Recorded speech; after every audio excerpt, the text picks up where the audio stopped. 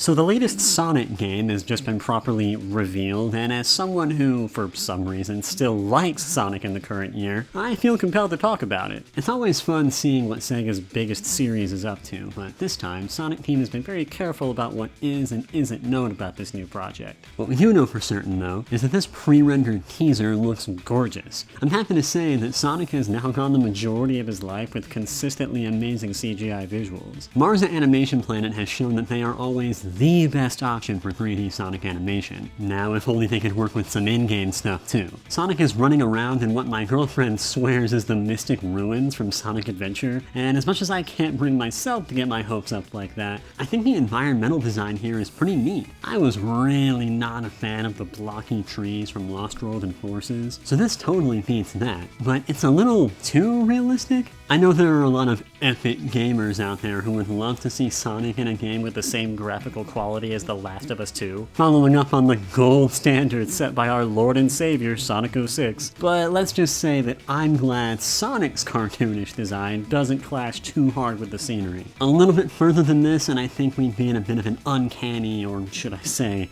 unreal valley. Intentional or not, this really does look like a brand new take on the aesthetic of Sonic Adventure, with a tiny splash of iconography from the more recent games like Colors and, Colors again. This glowing pixelated effect surrounding Sonic reminds me of his infamous Wisp power-ups, but I don't think that's what's happening here. I think it's a brand new ability and I'm looking forward to being completely surprised by what it is. Seems like the instant boost is here to stay, but I'd love to be proven wrong on that one. Lord knows what this symbol means, but honestly I kinda love it. This texture once again evokes the Mystic Ruins from Sonic Adventure, and if you know me, you know I think that is always fine and dandy. So yeah, A+ on the look of this trailer. I've been itching for another Sonic game with beautiful environments that aren't caked in disgusting checkerboards, so it's a nice change of pace for sure. This game comes out in 2022 and that's it. No title, no in-game footage, no dialogue, no epic taglines, nothing else. This is a teaser in every sense of the word, and I don't think I should have to explain why I think that's a problem. I will anyway though, for those of you in the back.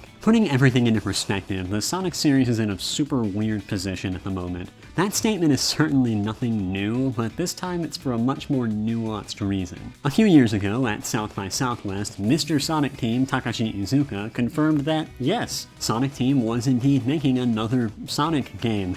Who could have guessed? This was more or less inevitable, so the main concern on fans' minds wasn't if or when, but what. Sonic Team has been fumbling quite a bit over the past decade, with two rather lackluster Sonic releases, both of which were divisive and controversial for totally different reasons. Sonic Lost World was a case study in how not to experiment with a new direction, and Sonic Forces was one of the most pathetic instances of backpedaling I've ever seen in the games industry. Doesn't help that these past several releases have been spread thin, and it's become increasingly hard to trust that Sonic Team has been properly managing their time. A trailer for whatever they plan to do next should have been much more detailed than this if they wanted to gain a bit more trust from fans. Sure, the stage is set for something that looks cool, but this tells me nothing about what direction Sonic Team plans to take from here. Do they recall a tried and true style of game design and attempt to refine it? Do they play it safe with an uninspired follow-up to whatever was done previously? Do they throw every possible disorganized idea to the wall and see what sticks? We don't know. Also, notice how all of the examples I just showed are games that not a whole lot of people liked. Okay, I guess some idiots liked that one. This is a studio that has made some real stinkers out of every established facet of 3D Sonic at this point, so who's to say none of that will happen again? Considering the reception of the last two games, quite the heavy portion of Sonic's passionate consumer base still has some serious trust issues with this company. This, as cool as it looks, will not impress those people very much. Sonic Team needs to realize that a teaser with no in-game footage is meaningless in a world where expectations for 3D Sonic are at an all-time low. As much as I want to be thrilled for this, I just don't think I can afford to be right now. Sure, as an artist and animator, I can pick apart how cool it looks, but this isn't a movie. It's a game that I intend to play with my hands. I've played every 3D Sonic game to date, and as much as I love some of them, I've been disappointed far too many times to feel like the series is currently in the best position. If Sonic Team wants my trust, again, I'm gonna have to see more than this, soon. Not next year when the game is almost out, but like within the next month or two soon. If it's really time to start marketing this thing, then they had better hit the ground running. The best way to promote a video game is to convince your audience that it kicks ass immediately. Just take a look at my favorite trailer of all time for one of my favorite games of all time, Devil May Cry 5. This video was also released in the middle of an awkward period for its corresponding series. Fans weren't entirely sure if there was ever a chance that their favorite characters or gameplay styles would return after DMC's infamous reboot. This trailer was a response to that,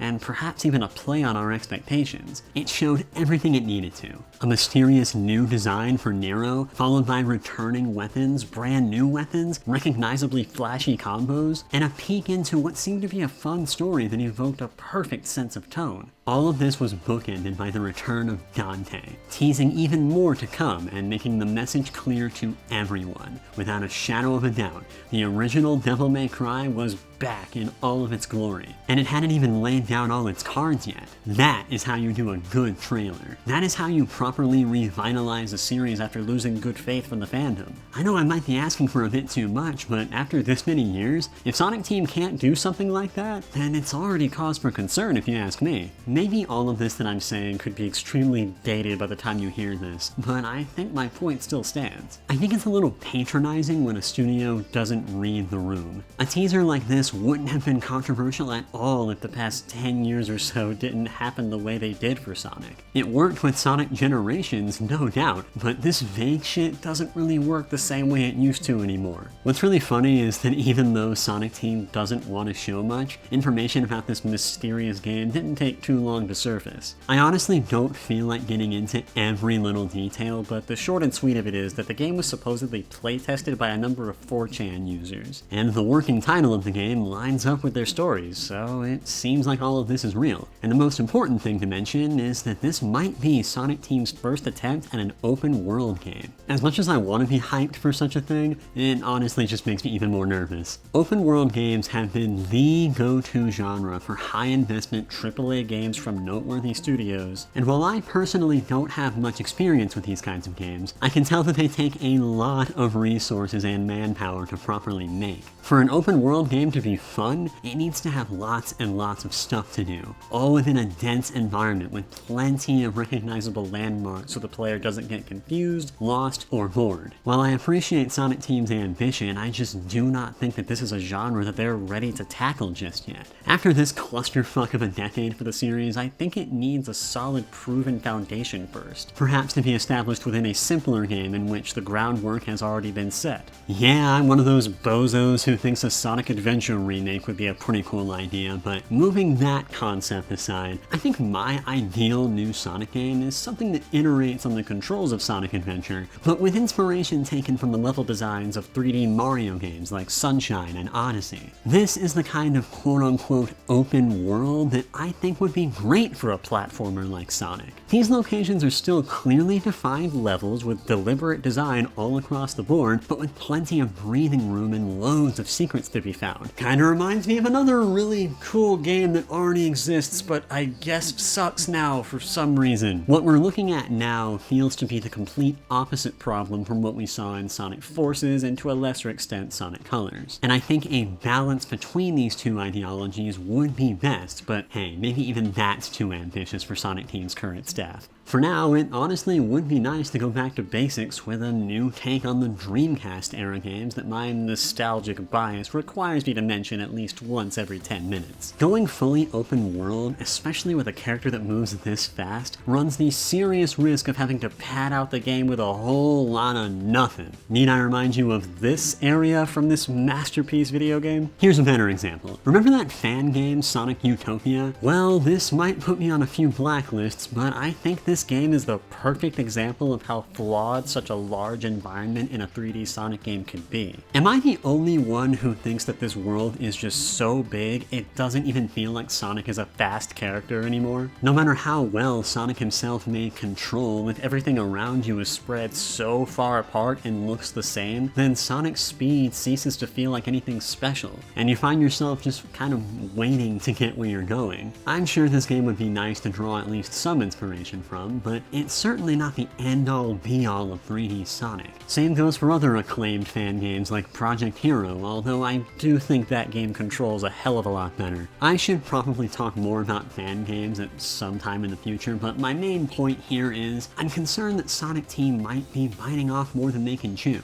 And that's like not an insult against Sonic Team, it's just acknowledging what I perceive to be the strengths and weaknesses of a developer.